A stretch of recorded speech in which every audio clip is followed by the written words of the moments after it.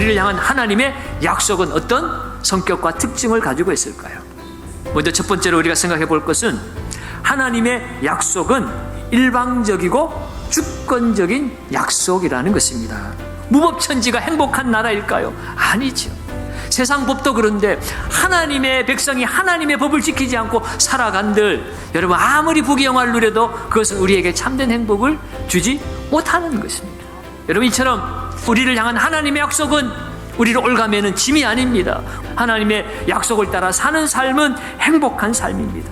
그것도 내 형편이나 내 조건과 상관없이 일방적인 주권적인 하나님의 은혜로 하나님의 약속, 하나님의 말씀을 우리에게 주신 줄로 믿습니다. 두 번째로 하나님의 약속은 폐기되어지지 않는 영원한 약속입니다. 때로 우리가 실수하고 우리가 죄악 가운데 있다 할지라도 하나님은 하나님께서 친히 약속하셨기 때문에 우리의 조건과 상태와 상관없이 하나님께서 그 구원의 약속을 지켜내신다는 거예요. 하나님과 우리의 관계가 회복되어진 거예요. 하나님 앞에 마음껏 나아가서 예배드릴 수 있게 되었어요. 여러분 이것이 우리를 향한 하나님의 약속입니다. 그 하나님의 약속을 저와 여러분들도 받은 줄로 믿습니다. 그 약속은 영원한 약속입니다. 이러한 놀라운 하나님의 은혜, 하나님의 약속을 받은 자로서 이제 우리는 하나님의 목적에 참여하는 삶을 살아야 합니다.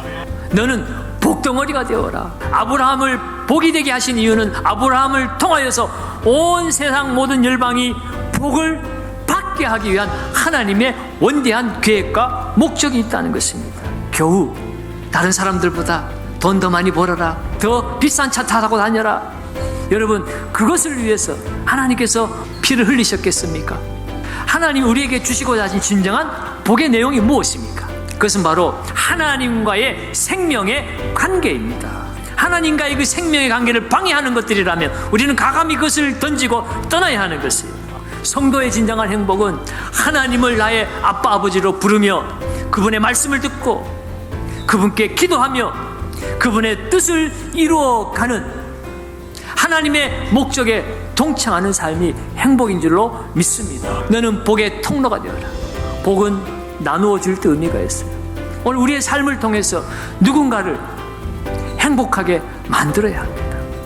그 행복의 근원은 바로 예수 그리스도입니다. 하나님의 약속이 반드시 이루어질 줄로 믿고 오늘 하나님의 자녀의 권세와 복을 나만 누릴 것이 아니라 내가 살아가는 삶의 현장에 그 복을 나누어주는 복의 유통자로 살아가시는 우리 경상교회 모든 가족들 되시기를 예수님의 이름으로 축원드립니다.